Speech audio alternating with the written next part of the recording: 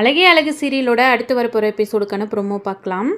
இப்போ சுரேஷ் பார்த்திங்கன்னா மதிக்கிட்ட வந்து ரொம்ப டென்ஷன் ஆகி பேசிகிட்டு இருக்காரு. நான் இவ்வளோ டென்ஷன் ஆகி கத்திட்ருக்கேன், என்னால் ஒழுங்காக வேலை பார்க்க முடியல அப்படி ஸ்டேஷன்லன்னு சொல்லிகிட்ருக்கேன். ஆனால் நீ கூலாக எல்லாத்துக்கும் பதில் சொல்லிவிட்டு ஃபோனை பார்த்துட்ருக்க, என்ன நினச்சிட்ருக்க? நீ இந்த வீட்டுக்கு வந்ததுக்கப்புறம் தான் இவ்வளோ பிரச்சனை ஆகுது. ஆனால் நீ எல்லாத்தையுமே அசால்ட்டாக ஹேண்டில் பண்ணுற, மொத்த பேருக்கும் பிரச்சனையாக இருக்குது அப்படின்னு சொல்லிகிட்ருக்காரு. வீட்டில் இருக்கிற பிரச்சனையை யார் சொல்கிறது சரி, யார் சொல்கிறது தப்பு, எது நியாயம் எது அநியாயம் அப்படி சொல்லி கண்டுபிடிக்க முடியாமல் உன் அப்பா அம்மா சொல்கிறது மட்டும்தான் கரெக்டு அப்படின்ற ஆங்கிளில் பார்த்தா வீட்டில் பிரச்சனைகள் வந்துக்கிட்டே தான் இருக்கும். இந்த வீட்டில் இருக்கிற பிரச்சனையவே உங்களால் கரெக்டாக கண்டுபிடிச்சி சால்வ் பண்ண முடியலன்னா ஸ்டேஷனுக்கு வர எந்த கேஸை உங்களால் சால்வ் பண்ண முடியும் அப்படி சொல்லி மதி கேட்கவும் சுரேஷ்க்கு பயங்கரமாக கோவம் வருது. நீ லிமிட்டை தாண்டி பேசிகிட்ருக்க, நீ தான் வேணும்ன்ட்டு எல்லாத்துக்குமே வந்து காரணம் சொல்லி பிரச்சனை பண்ணிகிட்ருக்க, உன்னால் அட்ஜஸ்ட் பண்ணியே போக முடியாதா அப்படி சொல்லி கேட்குறாங்க. தேவையே இல்லாததுக்கு அதிகாரம் பண்ணணும்னு நினைக்கிறவங்களுக்கெல்லாம் நான் வந்து அட்ஜஸ்ட் பண்ணி போக மாட்டேன். என்னோடய வேலை எதுவோ அதை நான் கரெக்டாக செய்வேன், கரெக்டாக செய்யலைனா மட்டும் கேட்கணும். அதை விட்டுட்டு வேணும்னே என்ன டென்ஷன் பண்ணணும், அதிகாரம் பண்ணணும், கேள்வி கேட்கணும், அடக்கணும்னு நினச்சி எது பண்ணாலும் நான் அதுக்கு அடங்கி போகவே மாட்டேன் அப்படி சொல்லி மதி சொல்லிட்டு கேஷுவலாக இருக்காங்க. சுரேஷ் இவளை என்ன தான் பண்ணுறதுன்னு தெரில, ஏதாவது ஒரு சான்ஸ் கிடைக்கும், கண்டிப்பாக அதை வச்சு இவளை அடிக்கணும் அப்படிங்கிற மாதிரி சுரேஷ் வந்து யோசிச்சுட்டு டென்ஷன் ஆகி அவரும் ஒரு பக்கம் படுத்து தூங்குறாரு. ரேவதி எப்பவும் போல் வழக்கமாக வந்து வீட்டில் அடுத்து என்ன நடந்துச்சு அப்படிங்கிறத வாய்ஸ் நோட் போட்டு மலர்கிட்ட கேட்டுட்ருக்காங்க. மலரும் வந்து வீட்டில் அடுத்தடுத்து சுவாரஸ்யங்கள் நடந்துக்கிட்டே இருக்குது அப்படிங்கிற மாதிரி இந்த இன்னர்ஸை துவைக்க சொன்னதை வந்து சொல்லிகிட்ருக்காங்க. அதுக்கு வீட்டில் இருக்கிற எல்லாருமே வந்து மதிக்கு சப்போர்ட்டாக தான் பேசினாங்க. அத்தை மாமா மட்டும்தான் மதி பண்ணது தப்பு அப்படிங்கிற மாதிரி சொல்லிட்டு இருந்தாங்கன்னு சூப்பர், எல்லாருமே இப்போ வந்து வாய்ஸ் ரைஸ் பண்ண ஆரம்பிச்சிட்டோம், இனிமேல் தான் அந்த குடும்பம் விளங்கும் அப்படிங்கிற மாதிரி ரேவதி பேசிகிட்டு இருக்காங்க. ஸோ இவங்க யார்கிட்ட பேசுகிறா அப்படிங்கிறத தெரிஞ்சுக்கிட்டே ஆகணுன்ற சந்தேகத்தில் பாஸ்வேர்டை ஃபோனில் போட்டு கொடு அப்படின்னு சொல்லிட்டு தங்கராஜ் வந்து கேட்டுட்ருக்காரு. அவங்களும் போட்டு கொடுக்குறாங்க. ஸோ அது எல்லாமே வந்து மலர்கிட்டையும் மதிக்கிட்டேயும் தான் ரேவதி பேசிகிட்டு இருக்காரா அப்படிங்கிறத தெரிஞ்சுக்கிட்ட உடனே ரொம்ப ஷாக் ஆகுறாங்க. வர உங்ககிட்ட ரொம்ப இம்ப்ரூவ்மெண்ட் இருக்குது, குரூப் க்ரியேட் பண்ணி அதில் வாய்ஸ் நோட் பேசுகிற அளவுக்கு நீ ஆளாயிட்டல அப்படி சொல்லிட்டு வீட்டில் இருக்கிற வேலையெல்லாம் விட்டுட்டு இந்த மாதிரி தான் கூத்தடிச்சிட்ருக்கீங்களா? 3 பேரும் சேர்ந்து பிளான் போட்டு தான் அந்த வீட்டில் பிரச்சனையை உண்டாக்கிட்டு இருக்கீங்களா? என்ன நினச்சிட்ருக்கிற ரேவதி, இதெல்லாம் சரியாக வராது அப்படி சொல்லி இப்போ பார்த்தீங்கன்னா தங்கராஜ் தாட் போட்டுன்னு கத்திட்ருக்காரு. இப்படியே விடக்கூடாது அப்படி சொல்லிட்டு இதை எப்படி இந்த ரேவதியையும் நம்ம கண்ட்ரோல் பண்ணுறது அப்படிங்கிற மைண்ட் செட்டில் தான் வந்து இப்போ வந்து தங்கராஜ் யோசிச்சுட்ருக்காரு. இன்னொரு பக்கம் மறுநாள் வந்து வீட்டில் இருக்கிற வேலைகள் எல்லாம் முடிச்சுக்கிட்டு மதி வந்து நான் இன்டர்வியூ போகிறேன் அப்படி சொல்லி வீட்டை விட்டு கிளம்புறாங்க. இவளை வந்து வேலைக்கு போகவே விடக்கூடாது, வேலையே இல்லாமல் வீட்டில் இருக்கிற வேலையை செஞ்சிட்ருக்கும் போதே இவளோட வாய் கொஞ்சம் கூட அடங்கலை, திரும்பவும் இன்னொரு வேலையை இவ கண்டுபிடிச்சி வேலைக்கு போக ஆரம்பித்தா இவன் நம்மளை நையா பைசாவுக்கு மதிக்க மாட்டா, இப்போவே நம்மளை சுத்தமாக மதிக்கிறதில்ல அப்படிங்கிற மாதிரி ராஜலக்ஷ்மி ஒரு பக்கம் பிளான் போட்டுட்ருக்காங்க. ஸோ அப்போ வந்துட்டு வீட்டில் எல்லாருமே சாப்பிட்டுட்ருக்கும்போது மலர் வந்து சொல்கிறாங்க, மதி வேலைக்கு போகிற மாதிரி வீட்டில் இருக்கிற வேலை எல்லாத்தையும் நாங்கள் 2 பேரும் ஷேர் பண்ணி முடிச்சுட்டு நானும் ஏதாவது ஒரு வேலைக்கு போனால் நல்லாயிருக்கும், வீட்லேயே இருக்கிறது ஒரு மாதிரியாக இருக்குது அப்படின்னு உடனே இதில் நீ வேலைக்கு போகிறது மட்டும்தான் இப்போ வந்து பிரச்சனையாக இருக்கா? இப்போவே நீ வந்து மதி கூட சேர்ந்துக்கிட்டு வீட்டில் இருக்கிற எல்லாரையும் எதிர்த்து பேசிகிட்ருக்க, அவள் வந்ததுலேருந்து அவளை பார்த்து கற்றுக்கிட்டு வீட்டில் இருக்கிற பெரியவங்களுக்கு இந்த வீட்டில் மரியாதையே கிடையாது, இப்போ என் பசங்களையே எனக்கு எதிராக திருப்பி பேச வச்சுட்டிங்க, நீங்கள் சொல்கிறது தான் சரின்ற ஸ்டேஜுக்கு அவங்க வந்துட்டாங்க, இப்போ நீ வேலைக்கு போகிறது மட்டும்தான் இப்போ மிச்சமாக இருக்கா அப்படி சொல்லிட்டு ராஜலக்ஷ்மி சொல்கிறாங்க. ஸோ இப்போ ஏன் மலர் வேலைக்கு போகிறதுல என்ன தப்பு இருக்குது அப்படி சொல்லிட்டு மதியம் அதுக்காக சப்போர்ட் பண்ணுறாங்க. என்ன நினச்சிட்ருக்கீங்க இந்த வீட்டில்? ஏதாவது ஒரு விஷயம் பெரியவங்க சொன்னால் அதுக்கு மாற்றி எல்லாருமே பேச ஆரம்பிச்சிட்டிங்க, நாங்கள் எதுக்கு இந்த வீட்டில் இருக்கோன்னே தெரியல அப்படி சொல்லிட்டு ராகவன் ஒரு பக்கம் அவர் வந்து அவரோட இதை பேசிகிட்ருக்காரு. இப்போ மதி நான் இன்டர்வியூக்கு போகிறதுல உங்களுக்கு என்ன பிரச்சனை, நான் இன்டர்வியூக்கு போயிட்டு வரேன் அப்படின்னு சொல்லிட்டு சொல்கிறாங்க. கொஞ்ச நாள் நீ வீட்டிலே இரு, வேலைக்கெல்லாம் ஒன்றும் போக தேவையில்லை அப்படின்னு புதுசாக ஒரு பிரச்சனையை வந்து கிளப்பி விடுறாங்க. அப்போ இல்லை அப்படி சொல்லிட்டு மதி அதுக்காக வந்து நான் போயே ஆகுவேன், நான் வேலைக்கு போகிறத யாராலையும் தடுக்க முடியாது அப்படின்னு சொல்லிட்டு மதி பேசுகிறாங்க.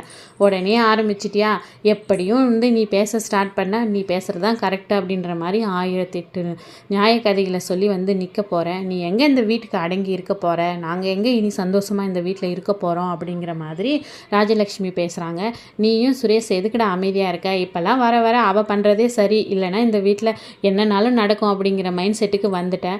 இன்னும் கொஞ்ச நாள் போனால் அவள் என்ன சொல்கிறாளோ அதை கேட்டு நீ நடக்க போகிற, அவ்வளோதான், இந்த வீடு உருப்பிட்ட மாதிரி தான் அப்படி சொல்லிட்டு ராஜலக்ஷ்மி சொல்கிறாங்க. உடனே சுரேஷ் வந்து கத்துறாரு, இவ தான் வேணாம், இந்த வீட்டுக்கு அடங்க மாட்டா, யார் சொல்கிற பேச்சும் கேட்க மாட்டான்னு நாங்கள் தான் சொல்கிறோம்ல, நீங்கள் தானேம்மா இவளை மன்னிச்சு இந்த வீட்டிலே வச்சுட்ருக்கீங்க, இப்போ வேணவே வேணாம்மா, கம்முன்னு வந்து டைவர்ஸ் கொடுத்துடலாம் அப்படின்னு சொல்லிட்டு சுரேஷ் சொல்கிறாரு. அதுக்கு இதுதான் கரெக்டாக வரும் அப்படின்னு ராஜலக்ஷ்மி சொல்கிறாங்க. அப்போ இதை பற்றி நம்ம வந்து தங்கராஜ் கிட்ட பேசணும் அப்படின்ற மாதிரி ராகவன் யோசிக்கிறார். இவெல்லாம் இந்த வீட்டுக்கு அடங்க மாட்டா, இவ பேசி இப்போ வீட்டில் இருக்கிறோம் எல்லாருமே பேச ஆரம்பிச்சிட்டாங்க, இன்னும் கொஞ்ச நாள் போனால் இந்த வீட்டில் நமக்கு எந்த மரியாதையுமே இருக்காது அப்படின்னு ராகவன் நினைக்கிறாரு. அடுத்த நாள் பார்த்திங்கன்னா தங்கராஜ் ரேவதியை கூட்டிகிட்டு வீட்டுக்கு வராரு. அப்புறம் வீட்டில் எப்படி போயிட்டுருக்கு அப்படின்னு சொல்லி கேட்கவும், இந்த வீட்டில் தினம் எடுத்தது தொட்டதுக்கு எல்லாம் பிரச்சனை தான், எல்லாமே ரூல்ஸ் தான், இந்த மதி நினைக்கிறது மாதிரி இந்த வீடு கொஞ்சம் கொஞ்சமாக மாறிட்டு வருது. வீட்டில் இருக்கிற பெரியவங்களோ இல்லை சுரேஷோ பாக்யராஜும் நினைக்கிறதெல்லாம் இந்த வீட்டில் வந்து நடக்கலை. இப்போ இந்த மதியும் மலரும் போடுற பிளான் படி தான் இந்த வீட்டில் எல்லாமே நடந்துட்டுருக்கு மாப்பிள்ளை அப்படி சொல்லி ராஜலக்ஷ்மி சொல்கிறாங்க. என்ன சொல்கிறீங்க அத்தை அப்படி சொல்லிட்டு, நீங்கள் தான் மருமகளை வந்து கண்டித்து கண்ட்ரோல் பண்ணி வைக்கணும் அப்படின்னு. எங்கே நடக்க போகுது அதெல்லாம், நான் தான் வாயை திறந்தாலே தப்பு, அவங்க சொல்கிறதா கரெக்டுன்ற மாதிரி வந்து இல்லை வாயாடுறாங்க. இப்போல்லாம் வர வர அவங்க புருஷன்களும் பொண்டாட்டி பேச கேட்க ஆரம்பிச்சிட்டாங்க. நான் சொல்கிறது எதுவுமே அவங்க காதில் வாங்குறதில்ல, எது சொன்னாலையும் அதில் ஒரு குத்தம், அதில் ஒரு நியாயம். அப்பப்பப்பா இந்த வீட்டில் யாருமே இருக்கவே முடியாது அப்படின்னு ராஜலக்ஷ்மி சொல்கிறாங்க. எங்கள் வீட்லேயும் அதனோட எஃபெக்ட் கொஞ்சம் கொஞ்சமாக தெரியுது.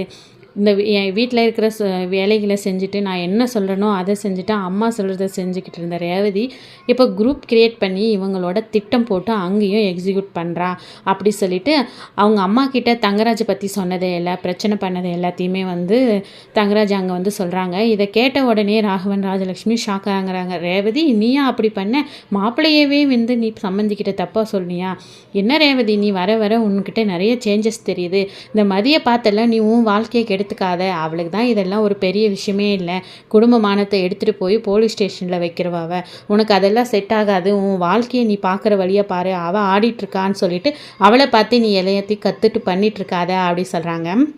அம்மா சும்மா இருங்க, மதி சொல்கிறதுல என்ன தப்பு இருக்குது, அதெல்லாம் உங்களால் ஏற்றுக்க முடியல, புரிஞ்சிக்க முடியல, நீங்கள் என்ன சொல்கிறீங்களா, ஒரு குரூப் க்ரியேட் பண்ணி வாய்ஸ் நோட் பண்ணிக்கிறது ஒரு பிரச்சனையா அப்படி சொல்லவும், அதெல்லாம் கிடையாது, இங்கே நடக்கிற ஒவ்வொரு விஷயமும் கேலி கிண்டல் பண்ணி இவங்க சிரிச்சிட்ருக்காங்க, இவ ரொம்ப ரேவதி மாறிட்டா, இப்படியே பண்ணிட்டு இருந்தான்னா நான் இங்கே கொண்டு வந்து விட்டுருவேன் அத்தை அப்படி சொல்லி தங்கராஜ் சொல்லிட்டுருக்காரு. அங்கே போய் இங்கே போய் என் பொண்ணோட வாழ்க்கையிலே பிரச்சனையை உண்டாக்குற ரேஞ்சுக்கு இந்த மதி வந்து நிற்கிறா, அவள் வாயாடுறது தான் எல்லாருக்குமே சரின்னு தோணுது அப்படி சொல்லி இப்போ வந்து ராஜலக்ஷ்மி பேசிகிட்டு இருக்காங்க. அதுக்கு மதி சொல்கிறாங்க, நான் நியாயத்தை தான் கேட்குறேன், கரெக்டாக தான் பேசுகிறேன், நீங்கள் தான் எல்லாரையும் கண்ட்ரோல் பண்ணி வைக்கணும் அப்படின்னு நினைக்கிறீங்க, அதுதான் தப்பு அப்படின்னு சொல்லிட்டு, நீ அமைதியாக இரு, எல்லாத்துக்குமே பதில் சொல்லாத மதி, வீட்டில் இருக்கிற பெரியவங்களை அனுசரித்து போ, அவங்களுக்கு பிடிச்ச மாதிரி நடந்துக்கோன்னு சொல்லி விட்டுருக்கேன், இப்போ தான் வேலை இல்லாமல் வீட்டில் இருக்கல்ல, நீ வந்து வீட்டில் இருக்கிறவங்களை எப்படி வந்து அனுசரித்து போகிறது, சந்தோஷமாக வச்சுக்கிறதுன்றதை பற்றி யோசிக்கவே மாட்டியா, எடுத்ததுக்கெல்லாம் பிரச்சனை பண்ணணுன்றது தான் உன்னோட மோட்டிவா, நீ வாழணும்னு நினைக்கிறியா, என்ன பண்ணலான்னு நினைக்கிறேன் அப்படிங்கிற மாதிரி தங்கராஜ் மதியை பார்த்து கேட்டுட்ருக்காங்க.